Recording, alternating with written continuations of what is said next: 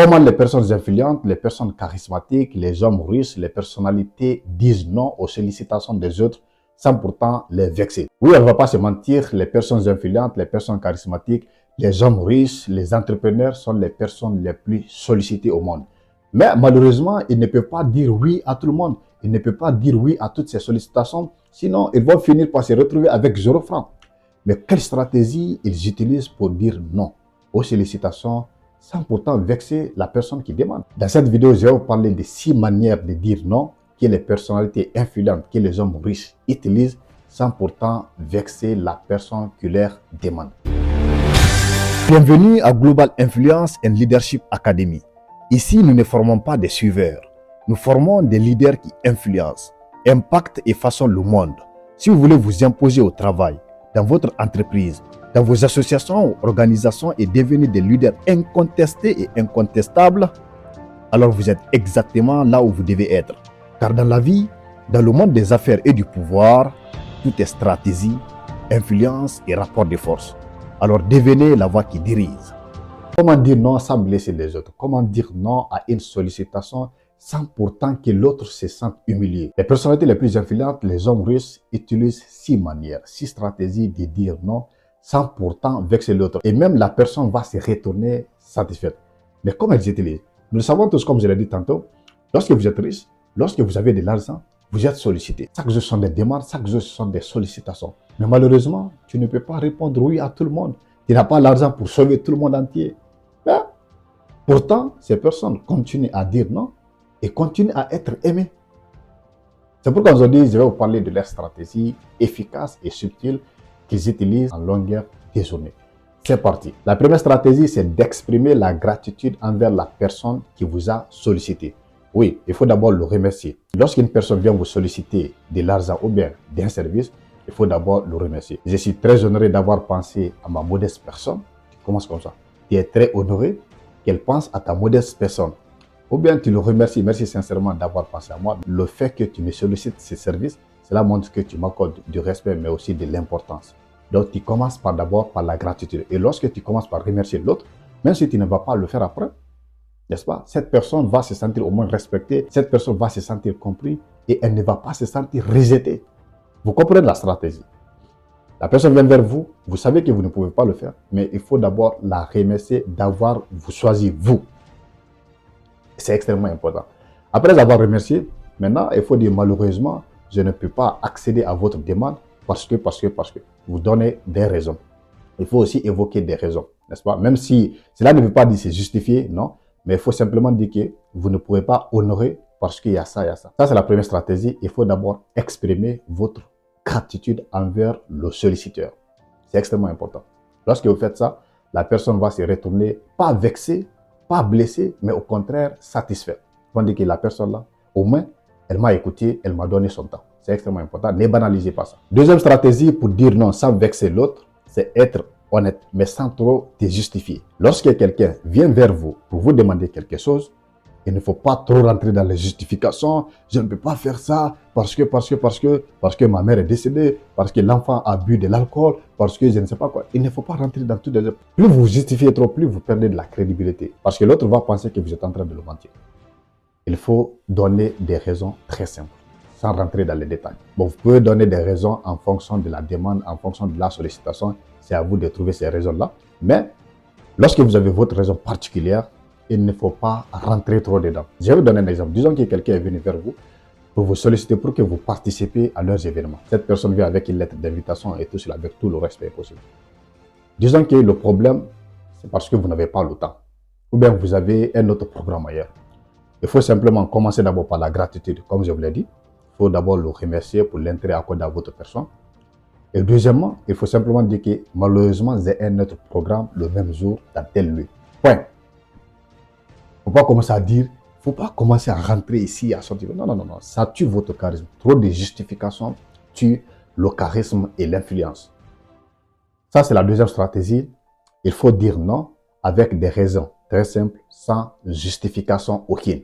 Troisième stratégie, il ne faut pas trouver d'excuses. Oui, lorsque vous trouvez des excuses, lorsque vous cherchez des excuses, ça peut se sentir, parce qu'on peut sentir que vous mentez. Généralement, les gens qui cherchent des excuses ne sont pas cohérents dans leurs argumentations.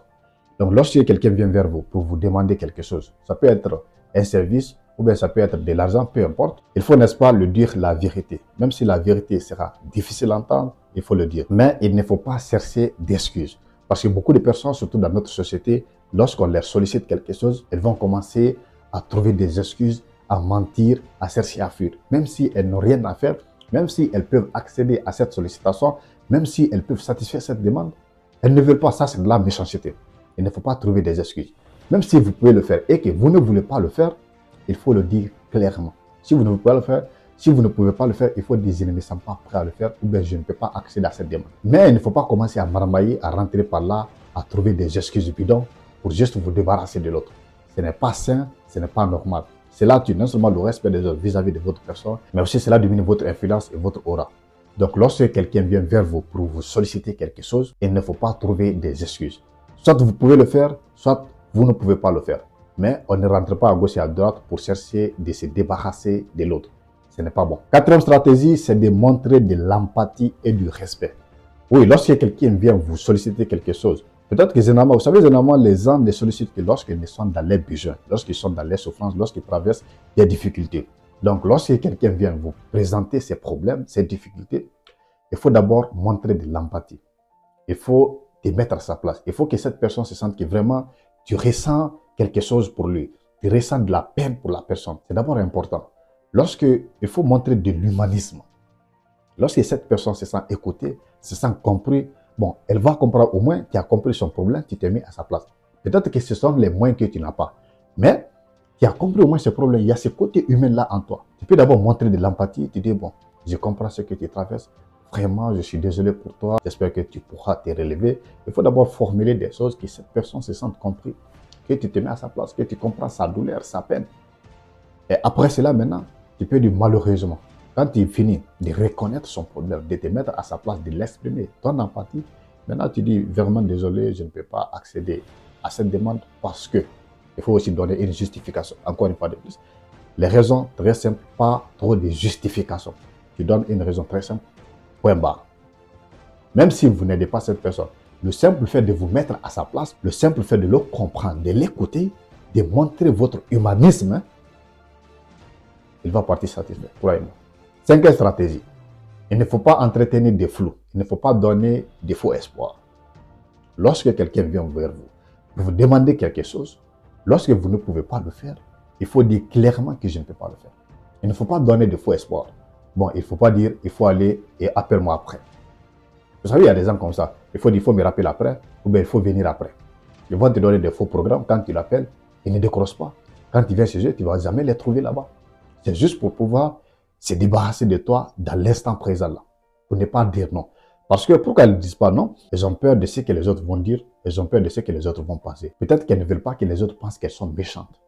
C'est ça le problème. D'autres le font simplement parce qu'elles ont des mauvaises natures, c'est leur caractère. Ok? Mais il y a d'autres aussi qui ont peur du regard des autres, du jugement des autres. C'est pourquoi elles te disent il faut m'appeler après, il faut me contacter après. Il ne faut jamais faire ça. Lorsque vous pouvez le faire, il faut dire je vais le faire. Lorsque vous ne pouvez pas le faire, il faut dire je ne peux pas le faire. Mais il ne faut pas donner de faux espoirs. Il y a plusieurs manières de donner des faux espoirs, d'entretenir le flou. Ça diminue le respect, ça diminue l'influence, ça diminue le charisme. Il faut être franc et ferme là-dessus. Soit je vais le faire, soit je ne vais pas le faire.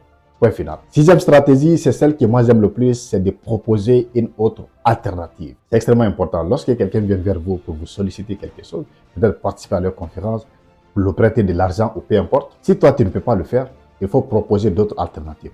Soit tu leur recommandes une autre personne, un ami ou bien une personne qui a de la connaissance comme toi. Disons que c'est pour que tu participes à leur panel en tant que panéliste. Mais toi, tu n'as pas le temps, il y a d'autres occupations. D'accord, il n'y a pas un problème. Mais tu peux solliciter un autre collaborateur. Tu peux solliciter un ami qui a les mêmes connaissances que toi, qui a les mêmes expériences que toi. Donc, tu réserves toi ta présence, mais tu l'offres une autre alternative. Donc, cela montre que tu ne réserves pas sa sollicitation, tu ne réserves pas sa demande, c'est seulement toi qui n'as pas le temps. Et si tu en avais, tu allais y participer. Moi, c'est l'alternative là que j'aime le plus. Ou bien quelqu'un vient pour te demander de l'argent et que tu n'en as pas, tu peux dire, bon, tu veux le recommander à un ami. Tu appelles l'ami là, tu dis que bon, quelqu'un est venu vers moi, mais moi, je n'ai pas, est-ce que tu peux l'aider?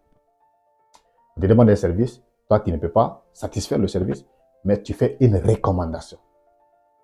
parce que c'est la méthode la plus importante. Bon, cela n'est pas forcé, vous n'êtes pas obligé de le faire si vous n'avez pas d'autres alternatives, mais c'est au cas où vous en avez. Lorsque vous avez d'autres possibilités pour aider la personne là indirectement, il faut le faire. C'est extrêmement important. Cette personne ne va jamais oublier ça. Donc voici les 6 stratégies que les personnes influentes, que les hommes riches, que les personnalités publiques utilisent à longueur de journée pour dire non à des sollicitations sans pourtant vexer les autres pour continuer à entretenir leur image. Ces personnalités-là, elles disent non à longueur de journée parce qu'elles ont des milliers de sollicitations par jour. Elles ne peuvent pas satisfaire à tout cela. Mais les gens continuent à les aimer, les gens continuent à les respecter. Pourquoi? Parce qu'elles ont des méthodes et des stratégies. Lorsque vous les appliquez, vous pouvez dire non sans que vous ne vexez vos amis, vos collaborateurs, vos cousins et les membres de votre famille. Merci infiniment les amis d'avoir suivi cette vidéo jusqu'à la fin. Si elle vous a intéressé, n'oubliez pas de vous abonner et également laissez-nous vos avis dans les commentaires. Dites-moi, est-ce que vous utilisez déjà ces stratégies-là? Si c'est le cas, il faut partager vos expériences dans les commentaires. Si ce n'est pas le cas, est-ce que vous allez commencer à les utiliser dès maintenant? Ici, on parle de stratégie, on parle de l'influence, on parle du charisme, on parle de la communication. Si ce sont des sujets qui vous intéressent, n'oubliez pas de vous abonner et à très bientôt. Mon nom est Sangaram Baloyole, l'écrivain noir. Merci.